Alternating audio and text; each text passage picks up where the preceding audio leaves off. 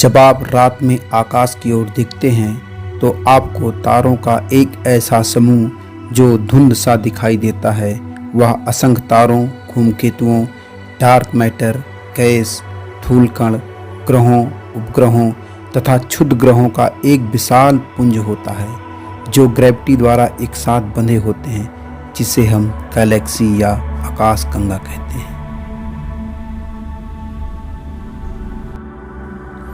एक गैलेक्सी के अंदर असंख्य तारे और सौरमंडल होते हैं। गैलेक्सी एक ग्रीक शब्द गैलेक्सियास से लिया गया है, जिसका अर्थ मिल्की अर्थात दुधिया होता है, और बाद में रोमन्स ने इसे वाया लैक्टिया नाम दिया, जिसका अर्थ होता है रोड ऑफ मिल्क, और यहीं से हमारी गैलेक्सी का नाम मिल्की वे पड़ा।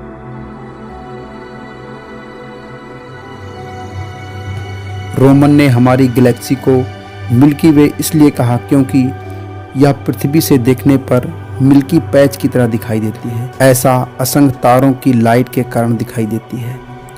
मिल्की वे गैलेक्सी को सबसे पहले गैलीलियो ने 1610 ईस्वी में एक दूरबीन के माध्यम से देखा था। इसके बाद 1929 ईस्वी में एक अमेरिकी एस्ट्रोनॉमर्स एडमिन हब्बल ने मिल्की वे को समझने के लिए हब्बल नियम दिया, जिसके कारण मिल्की वे की खोज का श्रेय एडमिन हब्बल को मिलता है। मिल्की वे गैलेक्सी को मंदाकिनी या दुग्ध मखेला के नाम से भी जाना जाता है। मिल्की वे गैलेक्सी एक ब्रॉड स्पाइरल गैलेक्सी है। इसका आकार तस्तरी नुमा है।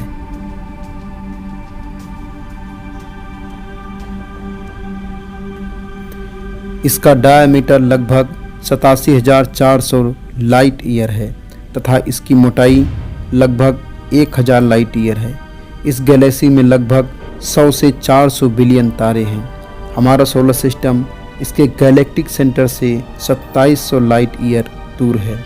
मिल्की वे गैलेक्सी अपने केंद्र पर एंटी क्लॉकवाइज दिशा में 600 किलोमीटर पर सेकंड के वेग से घूर्णन कर रही है, और सभी तारे तथा सौरमंडल गैलेक्सी के केंद्र के चारों ओर चक्कर लगाते हैं।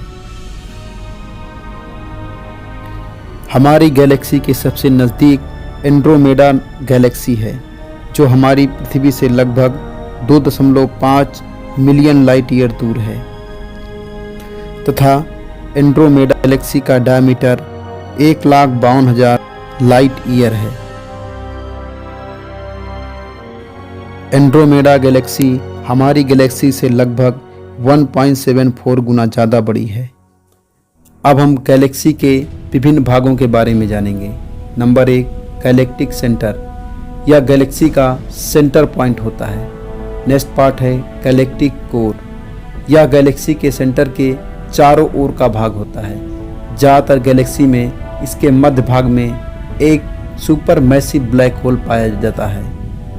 गैलेक्सी के इस भाग में तारों की संख्या सबसे अधिक होती है, अर्थात यहाँ पर तारों का घनत्व सबसे अधिक होता है। नेक्स्ट पार्ट है बल्ज।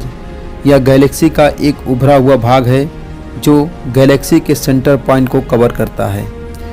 यहाँ पर भी तारों का घनत्व अधिक पाया जाता है, अर्थात गैलेक्टिक कोर के बाद यहाँ पर सबसे अधिक तारे होते हैं। अगला पार्ट है डिस्क। यह गैलेक्सी का मध्यम भाग होता है। इसमें अधिकांश युवा तारे होते हैं। नेक्स्ट पार्ट है हैलो। यह गैलेक्सी के चारों ओर का बाहरी भाग होता है, जिसका अधिकांश भाग गैस और धूल से भरा होता है। आर्म। ये गैलेक्सी के विशिष्ट पार्ट होते हैं जो गैलेक्सी के दीर्घ चक्रीय बाहरी भाग से उत्पन्न होते हैं। ये आर्म तारों, गैसों, धूल और ताराकर ध्वनि से भरे होते हैं। अलग अलग गैलेक्सी में इनकी संख्या अलग अलग होती है। Type of Galaxy. नासा के एक रिपोर्ट के अनुसार अब तक 8 प्रकार की गैलेक्सियां पाई गई हैं। Spiral galaxy, elliptical galaxy, irregular galaxy, lenticular galaxy, active galaxy, Seyfert galaxy, quasars, blazars. अब हम जानेंगे स्पाइरल गैलेक्सीज के बारे में। स्पाइरल गैलेक्सीज का नाम उनकी स्पाइरल संरचनाओं के आधार पर रखा गया है, जो केंद्र से गैलेक्टिक डिस्क तक फैली हुई होती हैं। इस टाइप की गैलेक्सीज में स्पाइरल आर्म्स पाए जाते हैं, जो निरंतर तारों का निर्माण करते रहते हैं। इसलिए इस एरिया में गर्म और युवा तारे पाए जाते हैं। स्पाइरल गैलेक्सीज दो प्रकार की होती हैं। Number 1, barred spiral galaxies. इस प्रकार की गैलेक्सीज के मध्य भाग में एक बार नुमा आकृति होती है, अर्थात इसके सेंटर में तारों से बना एक बार होता है, जैसे मिल्की वे गैलेक्सी और एंड्रोमेडा गैलेक्सी एक barred spiral galaxy. Number 2, barless spiral galaxies. इस प्रकार की गैलेक्सीज के मध्य भाग में कोई बारनुमा आकृति नहीं होती है, जैसे बेरलीपुल गैलेक्सी। ब्रह्मांड के इतिहास में बारलेस स्पाइरल गैलेक्सीज की तुलना में बार्ड स्पाइरल गैलेक्सीज का अनुपात संभवतः बदल गया है। लगभग 8 अरब वर्ष पहले केवल 10% में ही बार थी, लेकिन अब 2.5 अरब वर्ष पहले से वर्तमान तक 2/3 गैलेक्सीज में बार हैं। वर्तमान में पूरे ब्रह्मांड में सबसे अधिक स्पाइरल गैलेक्सीज पाई जाती हैं। इलिप्टिकल गैलेक्सीज या दीर्घवृत्ताकार या अंडाकार आकाशगंगाएं। इनका आकार पूर्णतः गोल से लेकर अंडाकार तक होता है। ये स्पाइरल गैलेक्सीज की तुलना में कम होती हैं। इलिप्टिकल गैलेक्सीज में आमतौर पर बहुत कम गैस और धूल होती है। इलिप्टिकल गैलेक्सीज स्पाइरल गैलेक्सीज की तुलना में पुराने होते हैं, क्योंकि नए तारे बनाने के लिए आवश्यक गैस बहुत कम बची होती है। वैज्ञानिकों का मानना है कि इलिप्टिकल गैलेक्सीज स्पाइरल गैलेक्सीज के टकराव और विलय से उत्पन्न हुई हैं। मेसियर 87 और मैफी 1 इलिप्टिकल गैलेक्सीज के उदाहरण हैं।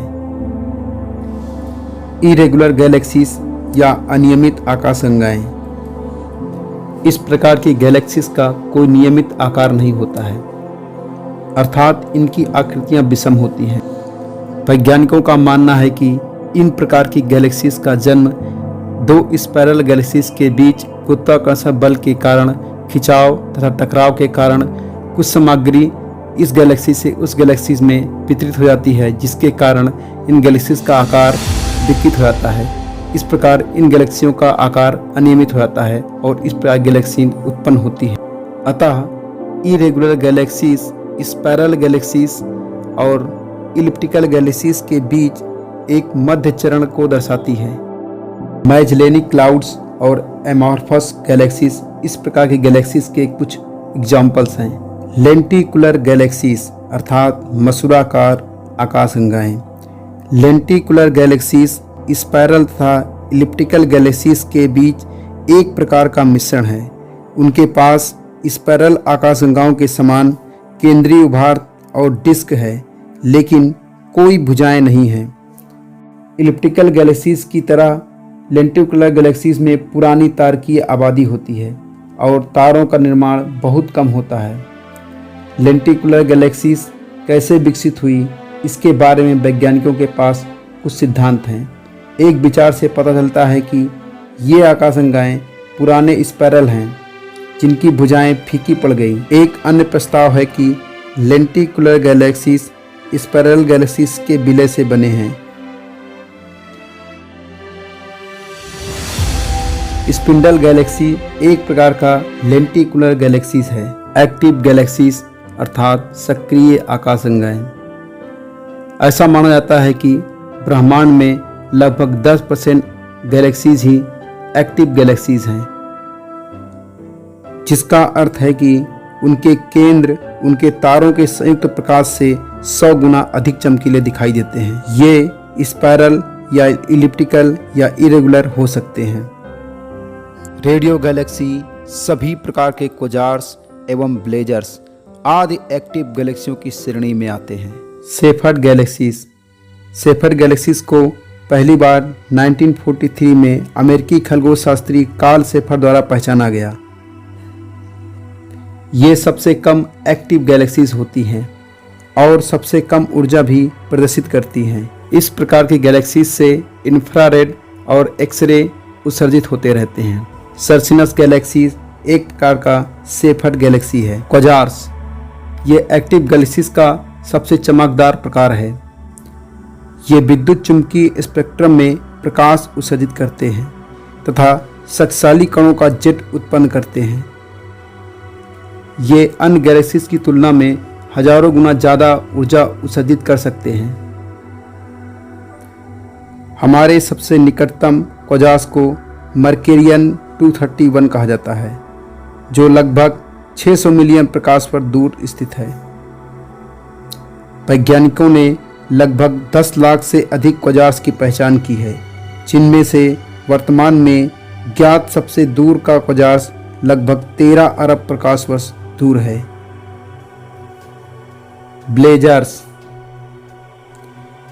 ब्लेजर्स भी विद्युत चुंबकीय स्पेक्ट्रम में प्रकाश उत्पन्न करते हैं।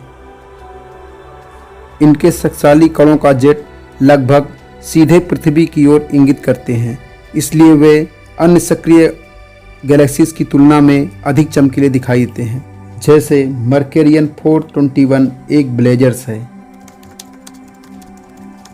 अब तक सुव्यवस्थित रूप से 43 गैलेक्सीज की खोज हुई है, जिनमें से 8 गैलेक्सीज को हम रात में बिना किसी यंत्र की सहायता से देख सकते हैं। ये 43 गैलेक्सीज इस प्रकार हैं।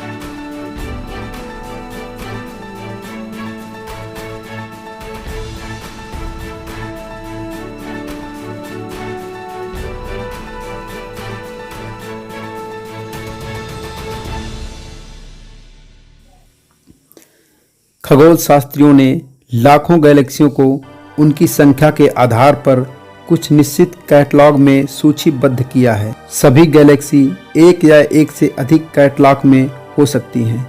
ये कैटलॉग निम्न हैं। Number 1, NGC new general catalogue, IC index catalogue, CGCG catalogue of galaxy and cluster of galaxy, MCG morphological catalogue of galaxy, UGC Uppsala general catalogue of galaxy, PGC catalogue of principal galaxies. अब तक सुव्यवस्थित रूप से खोजी गई सभी galaxies को तथा टेलीस्कोप से देखी गई अन्य गैलेक्सीज को इन्हीं कैटलॉग के द्वारा सूचीबद्ध किया गया है। जैसे एंड्रोमेडा गैलेक्सी को विभिन्न कैटलॉग में इस प्रकार दर्शाते हैं: M31, NGC 224, UGC 454, PGC 2557, CGC 535-17, MGC +07-02-016। इस प्रकार अन्य गैलेक्सियों को भी विभिन्न कैटलॉग में सूचीबद्ध किया गया है। गैलेक्सीज के प्रतिसरण नियम का प्रतिपादन एडविन हब्बल ने वर्ष 1920 में किया था। एंड्रोमेडा गैलेक्सी हमारी मिल्की वे गैलेक्सी के सबसे निकट की गैलेक्सी है, जो हमारी मिल्की वे गैलेक्सी से 2.2 मिलियन प्रकाश वर्ष की दूरी पर स्थित है। गैलेक्सियों के समूह को सुपर क्लस्टर कहा जाता है। सरस्वती सुपर क्लस्टर ब्रह्मांड में अब तक ज्ञात सर्वाधिक बृहद संरचनाओं में से एक है। सूर्य हमारी आकाशगंगा का एक तारा है। यह गैलेक्सी की परिक्रमा 200 मिलियन वर्षों से भी अधिक समय से कर रहा है।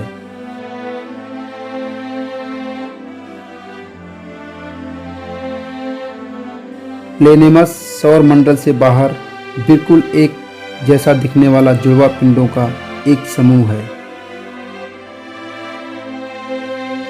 साइरस या डॉग स्टार पृथ्वी से 9 प्रकाश वर्ष दूर स्थित है और सूर्य के दुगने द्रव्यमान वाला तारा है।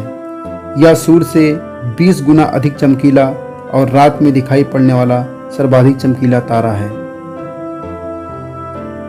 प्रैक्सिमा सेंचुरी सूर्य का निकटतम तारा है। यह सूर्य से 4.3 प्रकाश वर्ष दूर है। गैलीलियो ने सन 1609 में पहली बार दूरबीन का प्रयोग करते हुए रात में आकाश का अध्ययन किया। उन्होंने ऐसे तारे की पहचान की जिन्हें नंगी आंखों से नहीं देखा जा सकता। 21 मार्च 2023 को एशिया के सबसे बड़े लगभग 3.6 metre international liquid mirror telescope को उत्तराखंड में स्थित आर्यभट्ट प्रक्षेपण विज्ञान शोध संस्थान एरिस के देवस्थल वेधशाला परिसर में स्थापित किया गया। यह टेलीस्कोप 2450 मीटर की ऊंचाई पर स्थित है। चीन ने विश्व के सबसे बड़ी रेडियो दूरबीन फास्ट अर्थात 500 मीटर अपर्चर स्फेरिकल टेलीस्कोप का निर्माण किया। जेम्स वेब टेलीस्कोप विश्व की सबसे बड़ी अंतरिक्ष दूरदर्शी है। इसका प्रक्षेपण एरियन 05 रॉकेट के माध्यम से 25 सितंबर 2021 को फ्रेंच गुयाना से किया गया।